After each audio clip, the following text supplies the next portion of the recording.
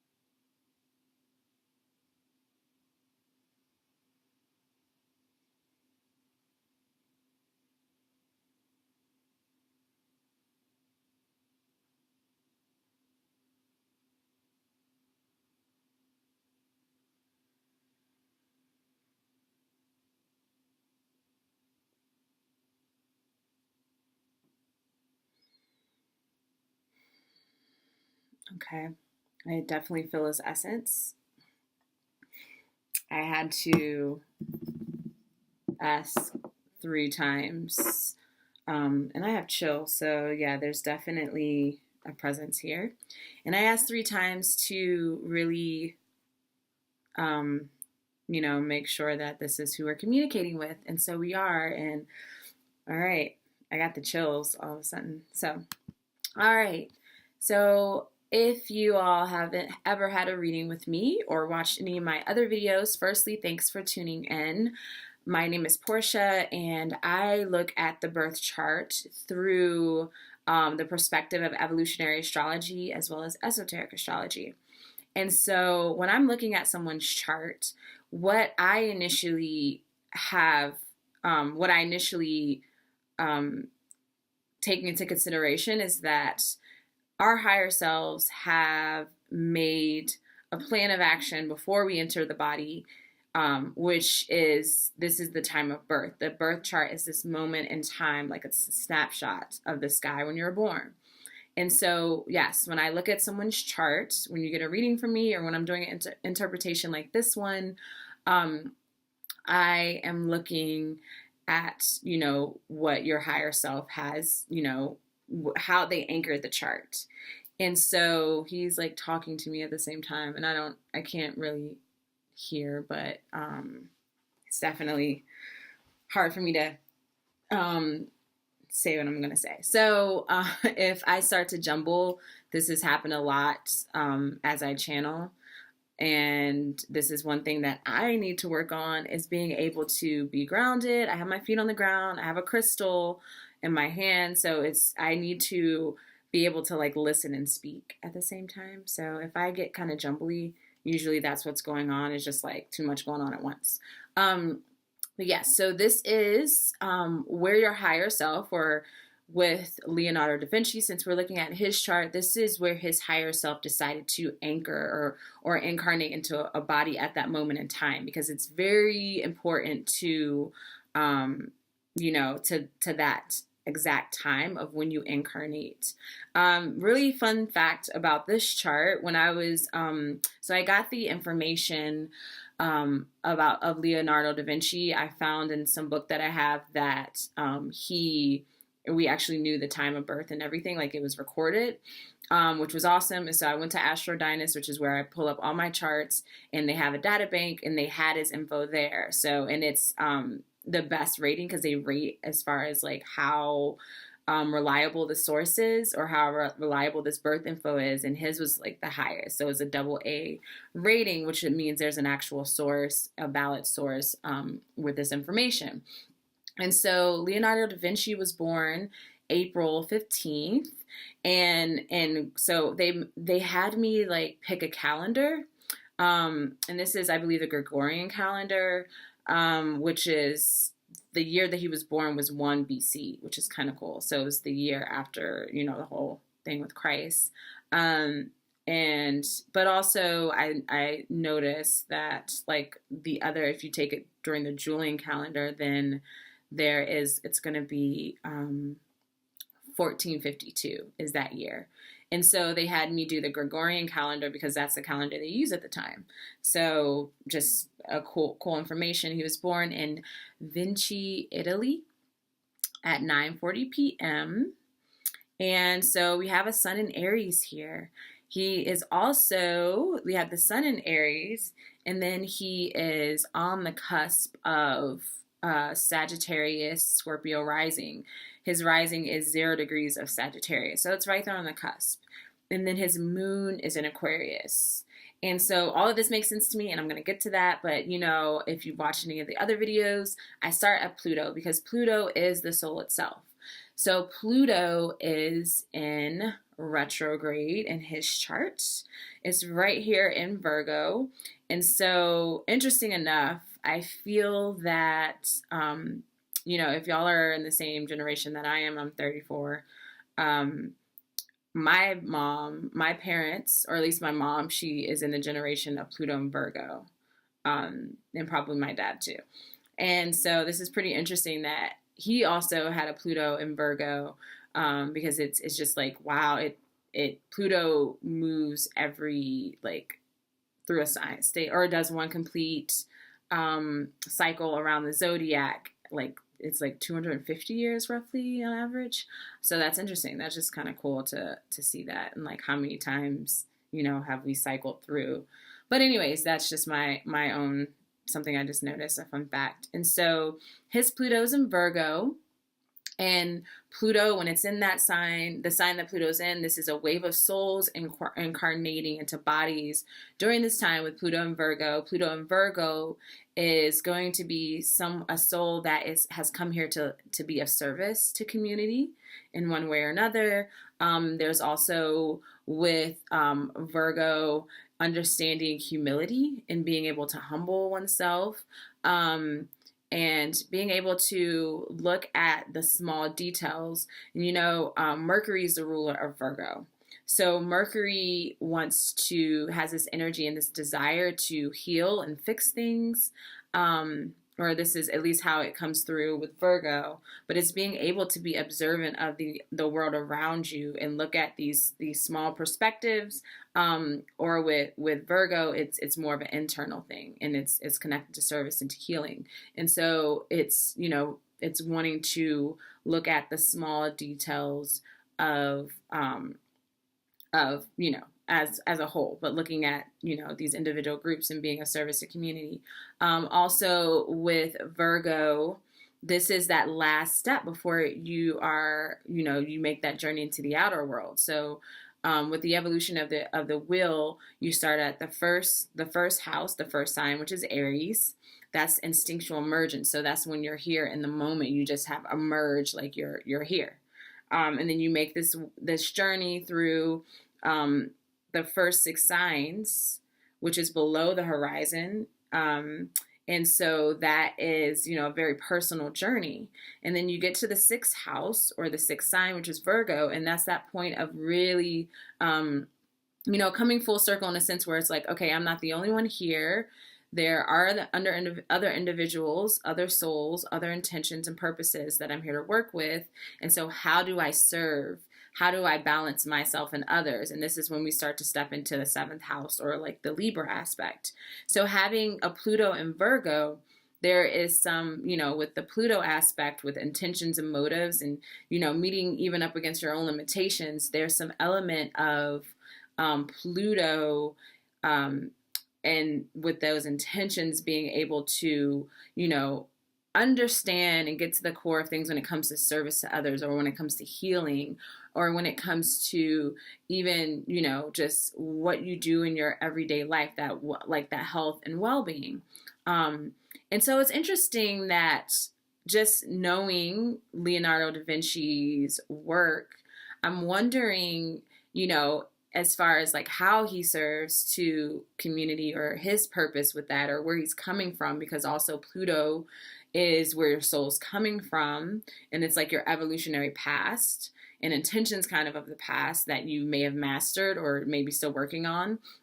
But it's definitely, there's some service to community here. So I'm wondering on a deep level, how what was Leonardo da Vinci working with? And I feel that what I'm getting is, it is definitely, his art, his inventions, his just very keen eye. That's the thing too with Virgo, being able to pay strong attention to details. That in some way or another was to just, there was this element of just sharing all of the things, and even if it wasn't like known intention, that was definitely where his soul was coming from. And his Pluto is retrograde, so retrograde usually is energy that there's, especially with Pluto, like you're here to go against the norm. You're a soul that's coming here to kind of like be that rebel. But then also there could be some karma associated with the soul and with this soul in Virgo. So once again, it's like, maybe it's like, is he giving too much? Is he, how are the scales being weighed? And I don't know, like I do follow Leonardo da Vinci, but I don't know, down to the, to the heart of his essence, like what, like what was going on. Obviously, I don't, a lot of us don't know. We have to kind of speculate because it was so long ago. But what I'm getting is that I know there was a quote that he said, he is a humiliation, or it's this feeling of feeling guilty because he didn't follow his passion. He didn't focus on his art. I feel that like that service, like his service within the military or creating these weapons, was to, like, that was, like he felt guilty for some reason, or he felt like that was his duty, like he should do it, but how was he serving himself? Where's the balance? And so I feel like that's what's coming through, and I'm getting chills. So I'm getting a sense that that is kind of spot on. And so with the Pluto in the 10th house, this is how, Pluto is manifesting or manifested for him individually, which the 10th house is essentially Capricorn, since Capricorn's the 10th sign. So they have similar archetypes. And so this is out in the public. This is, that structure, the manifestation point. And so for having his Pluto in Virgo, this is an easy one, just like this type of interpretation. You can say Pluto and Virgo in the 10th house. Okay, he was, meant to be in the spotlight, his soul, or at least he's coming from that. And it's in order to serve other people. So how is he serving other people out in the outer world? Also, the 10th house can be looked at as government, and it could definitely be looked at as military. It's all about this structure, and how do we create these structures to keep people within their comfort zone? How do we create weapons to, defend our home, defend our personal security? And so, this is something that his soul has probably done in the past, and now, he incarnated into a body. And he has, these archetypes mastered to a certain extent, but maybe there's some karma there. Maybe, by him not focusing on his art as much as he felt that he should have when he was dying, then, maybe that was something of the past too, where he put himself out for others more so than, he took care of himself. And, with this being in the 10th house in particular, it has something to do with government and, just that structure and authority. And so there's, but then there's also the Pluto retrograde aspect of him being rebellious. So, I mean, there were definitely some points. I feel that he was the first one to, not to paint Jesus without a halo. So I know a lot of his work was very groundbreaking and inventive. So, I mean, that's also, he had so much, so he was like very popular at the time, and a lot of people followed his work, and he was, sought like commission for a lot of things. And so, it was hard to for him to go unnoticed.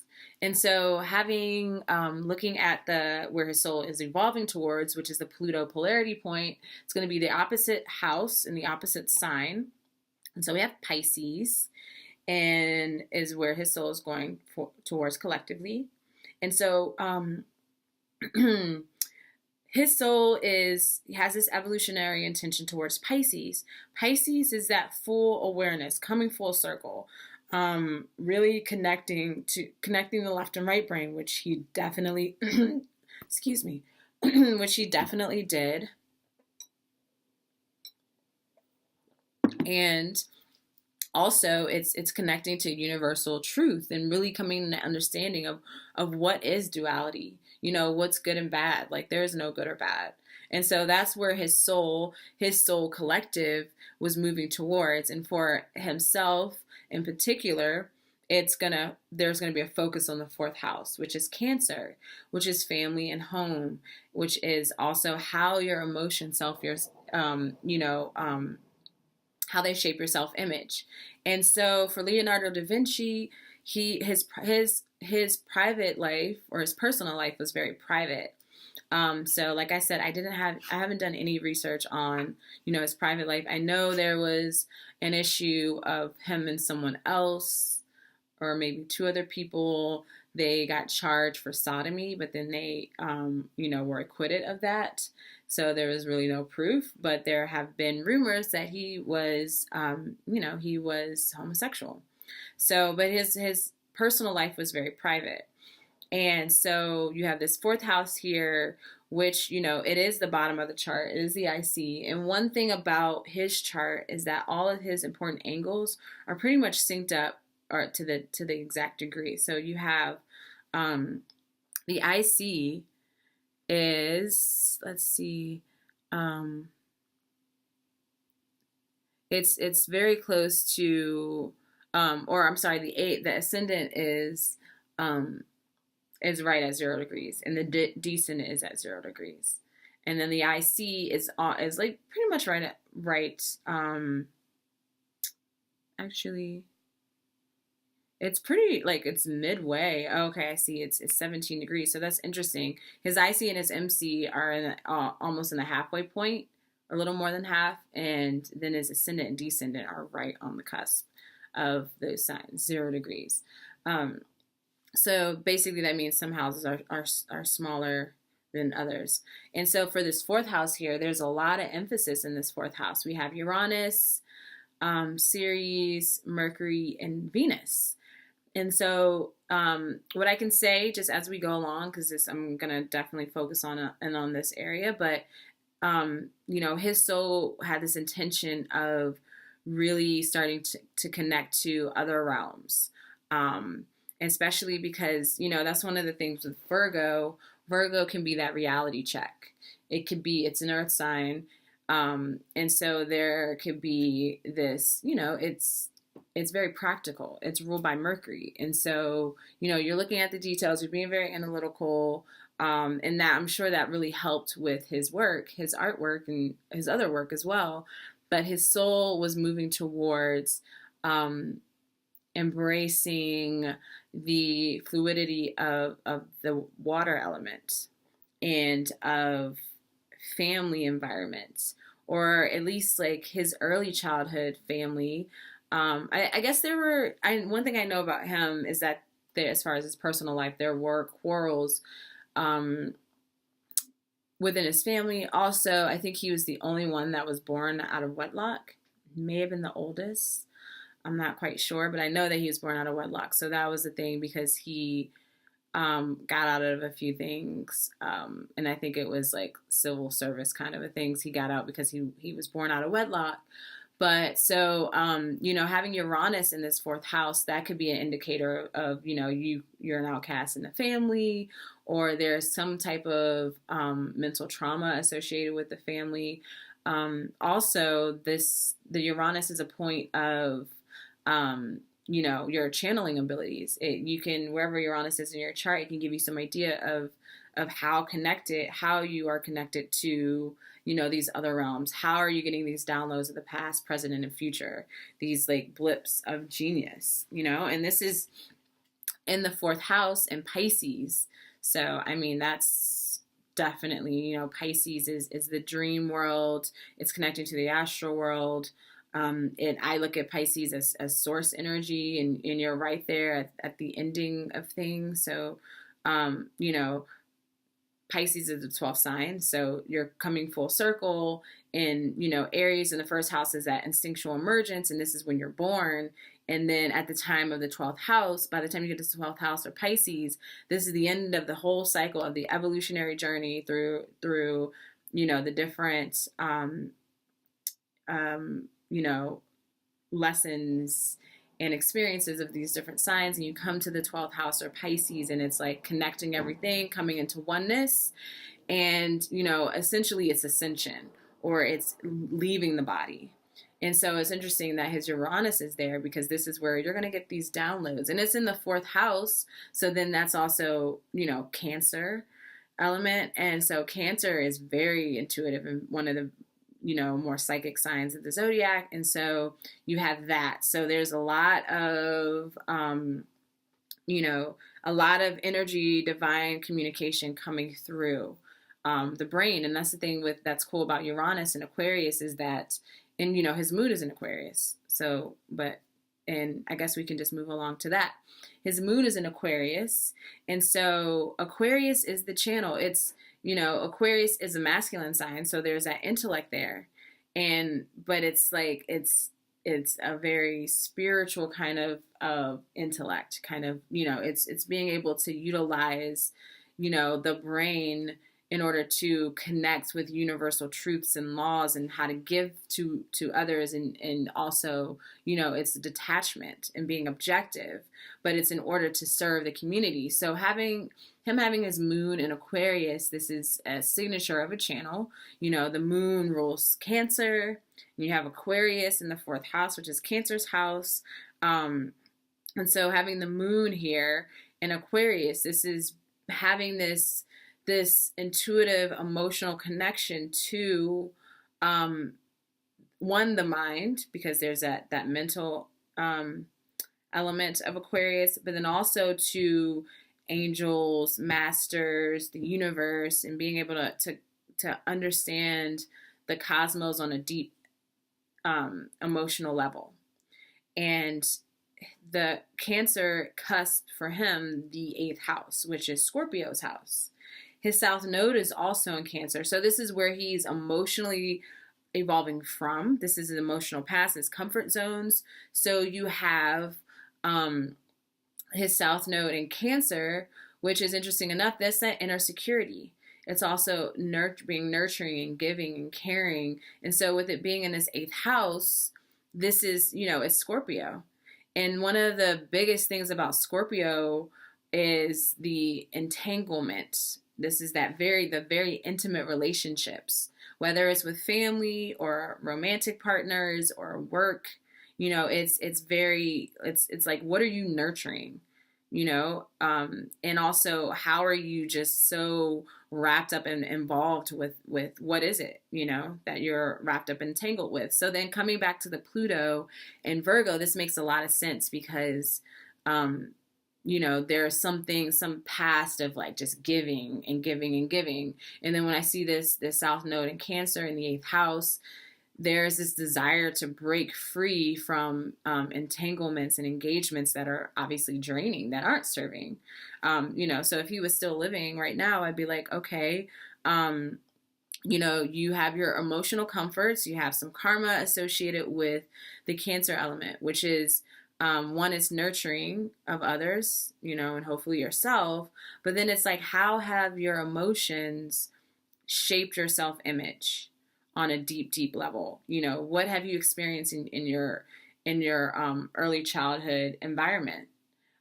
What's your relationship to your mother? I don't remember hearing anything about his mom.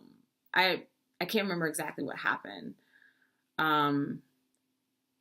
But what I'm getting is that she was out of the picture. She ran away, or they had to, I'm pretty sure he grew up with his father.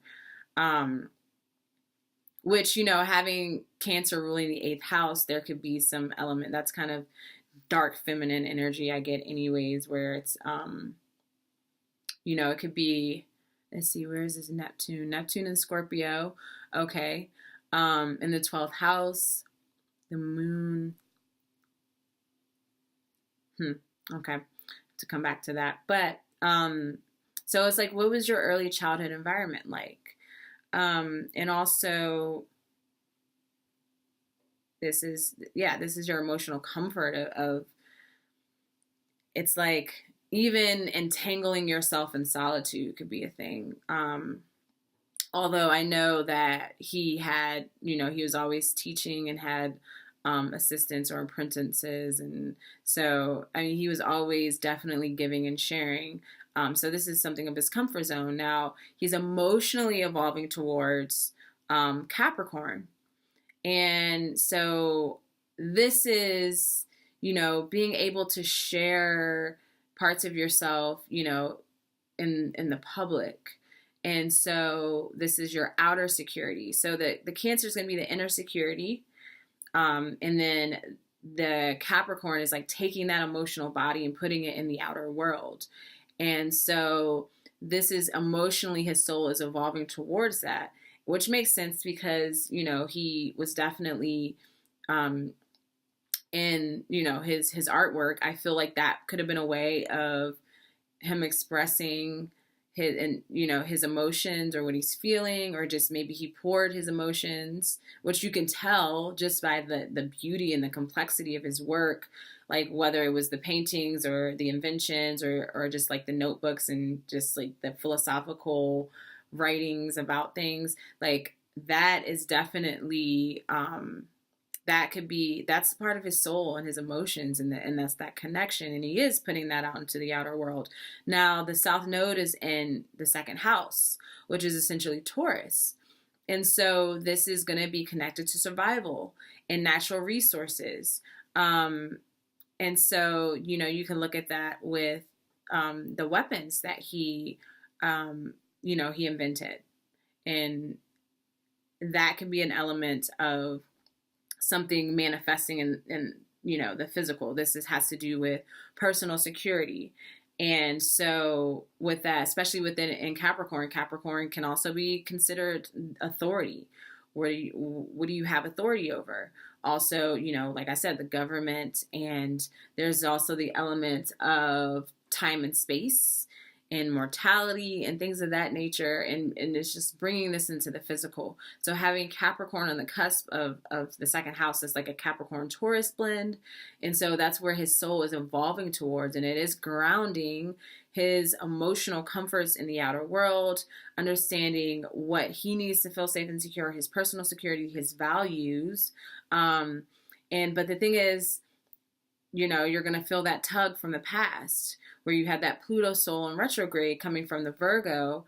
And it's like, are you creating and manifesting, is your security entangled with, the powers that be, so to speak? Are you not focusing on yourself and what you actually need? So his Mercury is in Aries, and his Mercury is, or actually, let's look at the sun, because we just looked at the moon. So like the moon, is in Aquarius. So there's that emotional, mental combination there. And I didn't even mention it's in the third house. So this is how you perceive the world around you. This is Gemini. How do you perceive the world around you, and how do you communicate that and share? So this is, very blatant that, he was definitely channeling a lot from universal energy, divine energy, guides, angels, masters, and he was very perceptive of the environment around him, and he shared this, through his inventions. That's the thing about with Aquarius, it is an inventive sign as well, and it's being, different and unique and eccentric. So that was definitely his work. Having the sun in Aries has similar qualities. Aries is instinctive. Aries is inventive, groundbreaking. It's initiating a new cycle. So having this Pluto retrograde, if you're rebelling against, if you're here, your soul is already has these intentions grounded and going in a different direction. Especially it's in the 10th house, so going in a different direction than the consensus. And so with that sun in Aries, this is, like having that sense of purpose that is very groundbreaking in initiating new perspectives within the community that you're in. And his sun is also in the fifth house. So then there's that Leo perspective or Leo archetypes coming in to blend with the Aries. So Leo is the inner child, is creativity. That was one of the biggest things that Leonardo da Vinci spoke about was, he always really emphasized how important it is to stay connected to your child within, stay connected to your joy, your passion, always be curious, always. And this is that moon, and also the moon in the third house, which is that moon, Aquarius, Gemini. Gemini is always wanting to do things and always, has this adventurous spark to it, and so does Aries. And then the Gemini Aquarius blend. Aquarius is, it can be very extroverted and social and wanting to go out and experience things. And having your moon there, there's a very strong emotional tie to your environment. And also Gemini is associated with siblings, with children, and so is Leo. And so this is that sun in Aries is really stating this, it's really portraying the creativity within Leonardo da Vinci's soul. And, the sun also represents your sense of purpose, your passion projects, create, fifth house creation, passion, joy, all of those things. So it makes sense that his sun would be in Aries. And so maybe he's the initiator. He gives life force to those around him, especially coming from the Pluto and Virgo and the South Node in Cancer. It's like you are nurturing others through, the sun sign is your life force energy, through your creations, through your passion projects, through joy, through curiosity. So that all makes sense. Okay, back to Mercury. Mercury is in the fourth house. Mercury is in Aries. So Mercury is how you communicate.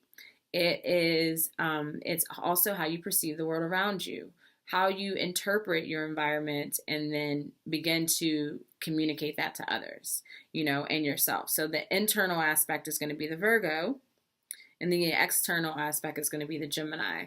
So the internal for him, and having this Mercury in Aries, there is internally, let's start a new cycle. Let's break through what we were doing in the past. Let's initiate new ways of perceiving the world around us. And it's in the fourth house. So then there's through the womb of the universe, through intuition, psychic abilities, clairvoyance, from channeling.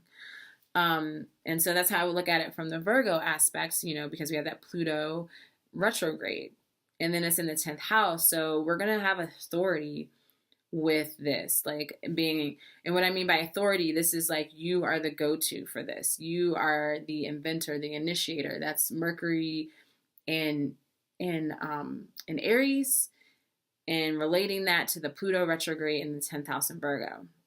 So it's like you're still serving the community, but you're also, changing the dynamic of how things go. And he wasn't groundbreaking with his artwork. And then you had Michelangelo follow up, along with some other people. And so the Gemini element of this, let's see, Gemini, his chart is on the cusp of the 7th house. And so Gemini is ruling the house of relationships with other one-on-one interpersonal relationships of all kinds, but also restoring balance within relationships, how you listen to others, psychology of listening. And Saturn is also in Gemini at 0 degrees, right on the cusp. So this is a lesson to be learned in this life. How do you listen? How do you listen to yourself? How do you listen to others? How do you meet in the middle? So having Mercury in Aries, initiating a new cycle of listening, initiating a new cycle of really coming into the middle with things. And so this really, once again, going back to that Pluto soul And Virgo, it's like something was out of balance with service, like was he, that's what I'm saying. Were you giving too much? And what I'm getting is that, like, in the past, he was always putting himself out. And, he did better this time in this body. However, there were some things that he did, and I definitely get the military stuff, the weapons, because he didn't want to hurt people. And so,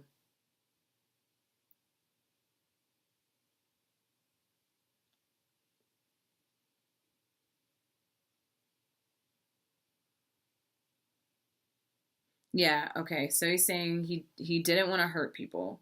That was his biggest gripe with the weapons in war. Um, but he felt that it was his duty for some reason to share the knowledge, because he did also want to protect his community. So his initial intention was protection, you know, um, but ultimately he wishes that he could have just not have done that and focused on his art. And yes. And so there's that Saturn is like, there's already this lesson of really understanding how to work within, a relationship, and how to be able to speak up for yourself. Because that's the thing with Libra. There is the element of, people pleasing, especially, having a Pluto Virgo soul. People pleasing is, that's going to be a thing. And then it's cusping Gemini. So it is, maybe you might feel limited in how you communicate. Maybe he didn't feel comfortable, telling certain people no. Having, let's see, Sun in Aries, but on the cusp of Sagittarius rising. Sagittarius, like, they can be pretty much, like, they can be know-it-alls to a certain extent, but he's right on the cusp. So maybe that was, some energy he needed, and he, just a little bit, in order to really speak up for himself. Especially because Lilith is, an aspect of Lilith is in that first house. And, wherever I see Lilith, it's about empowerment and speaking your truth and fuck everybody else. And so you have one aspect of Lilith in the first house in Sagittarius, and another aspect of Lilith in the seventh house in Gemini. So there's that. And being that Saturn is in Gemini, there could be some limitations. Gemini or Saturn can represent, limitations, obviously karma, where, that's it's your lesson in life could represent, and it is in Gemini in the seventh house. So there was some element of, communications and speaking your truth and restoring balance within your voice, in your work, and how you perceive the world around you, and like listening to your story.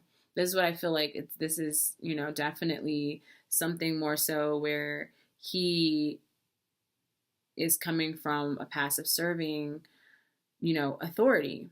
And now it's time to break away from that. And so he has this Venus in Aries as well. So Venus is your values. And, the Taurus aspect of Venus, feminine, it's about your own personal value system, what you need to feel safe and secure. And then the other aspect of Venus is its rulership over Libra, which is, how do you communicate that value system with others? How do you balance things? How do you listen to theirs, and, while listening to yourself, and being able to meet in the middle? So I feel like balance is a big thing in this chart. And so Venus in Aries, when you think about how you go about creating this value system, connecting to your instincts, it's in the fourth house. So there's that intuitive, emotional, deep womb, instinctual nature. How do you, create a foundation from that? How do you establish that? How do you root it? root your values in your instinctive nature and intuition. Inventive spirit, obviously you'd have an issue doing that. So let's look at Taurus. Taurus is ruling the sixth house.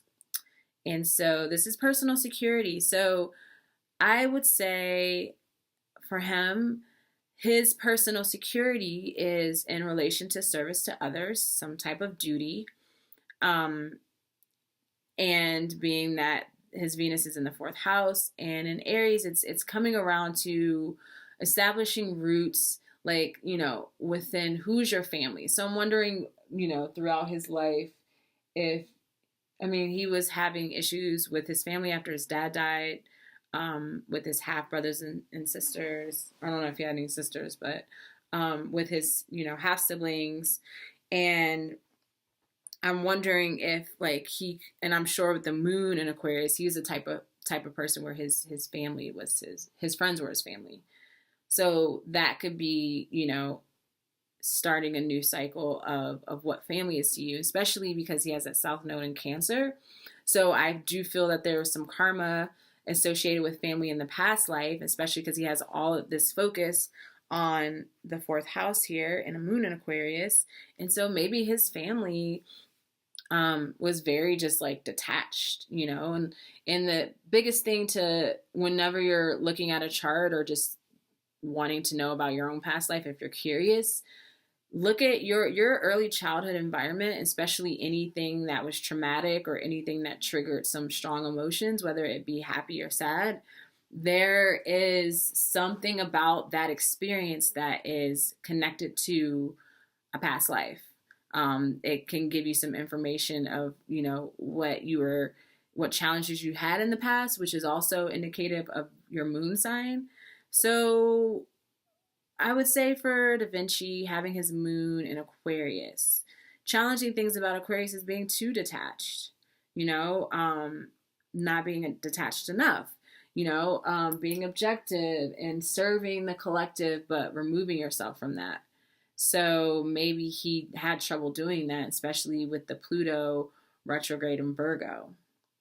And so Venus, having this Venus in the fourth house, creating and establishing roots within, your family, and, just creating values for what you want for, for emotional security. And it is going to be kind of like this private spiritual journey because it's in Aries. So Aries has a very strong sense of self. It could be like this fighter spirit, spiritual warrior. Let's see. So Libra is cusping the 10th house.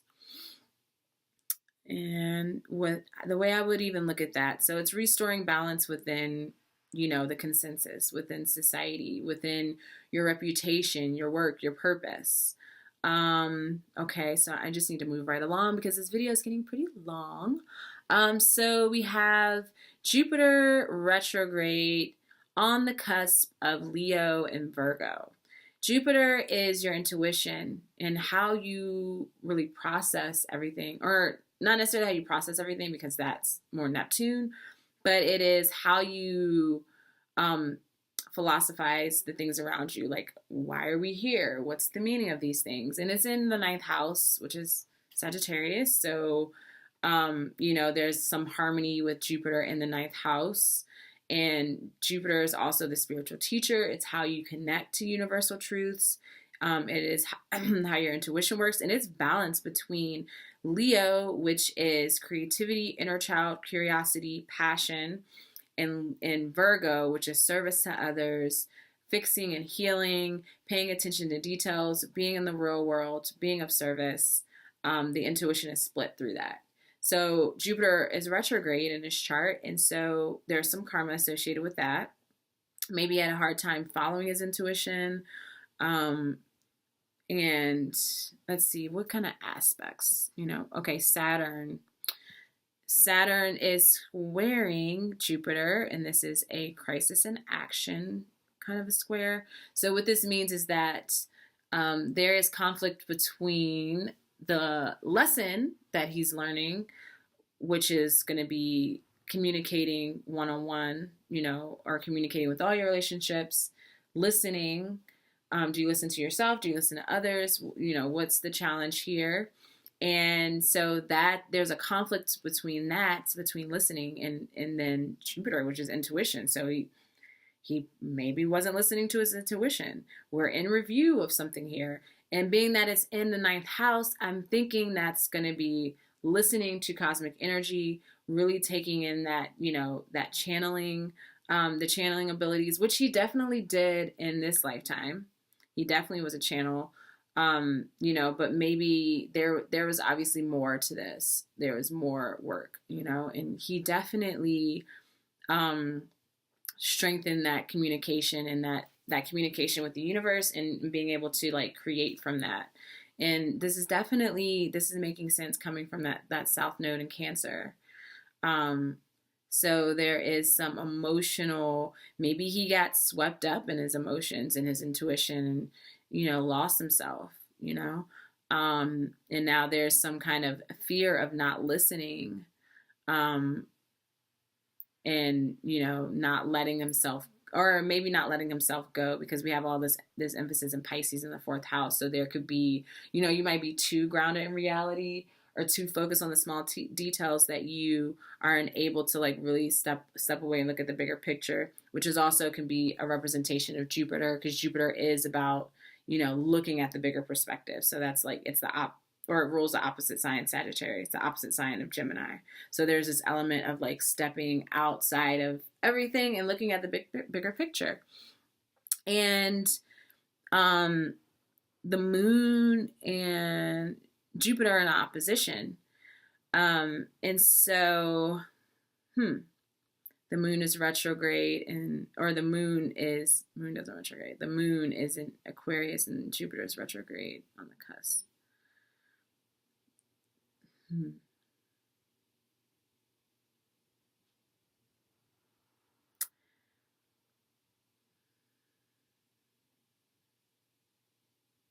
Yeah, this is interesting.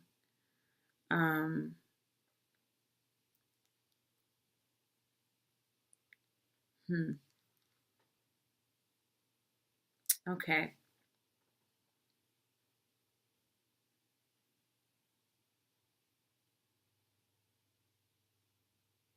So his Mars is also in Aquarius in the second house. So this is how you do things. This is the ruler of Aries. So all those planets in Aries, that Aryan energy in the fifth house is being ruled by Mars, which is it's in Aquarius. So it has a eccentric nature, doing things differently. Also your actions are connected to your ability to channel and connect with divine energy and universal energy. And this can be creating this is acting like understanding your values and personal security and acting from that. And is anything making okay, so the sun. So yeah, this could be also, thinking a lot before you actually make a move. Slow movement, and Mars and the sun square each other, and this is a crisis in consciousness, or in belief. And it's still going to be the action aspect because it's Mars. And so there's a crisis in what to believe. There's going to be this natural instinct to rebel in the actions, but then being that Mars is in Taurus, there can also be tradition that comes into play. And Taurus is the most grounded sign of the zodiac. So there's slow movement, and this could be his going back and forth between art and, what he was doing for the military and things like that. So there could be this friction between what to believe, who to believe, what do I really need to feel safe and secure. Neptune is in Scorpio in the 12th house. So, Neptune is how you see transcendence. And it's in Scorpio in the 12th house, which is Pisces. So, and it Neptune is retrograde also. So there's karma here. So I'm wondering if it's just really hard to lose oneself with, within Pisces, like, or stepping out and just really letting yourself go. Um, Trying to look at these cusps of the house. Pisces is there. You have Uranus ruling that.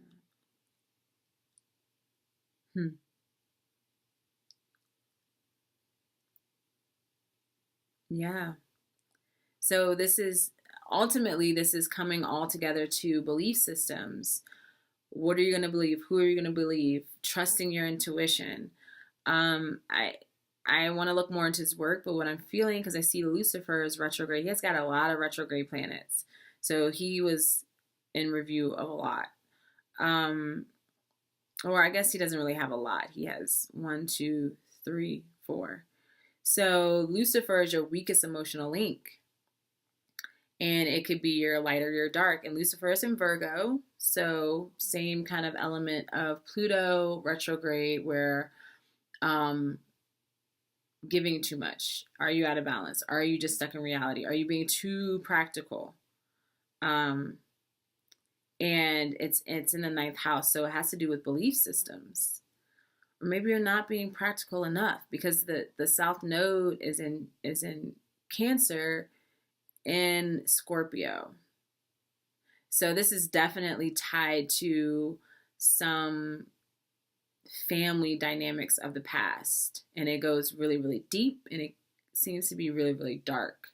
But there is, those mutual resources, especially because he has Neptune in Scorpio, which is ruling the eighth house over there that the South Node is in, and Cancer's ruling.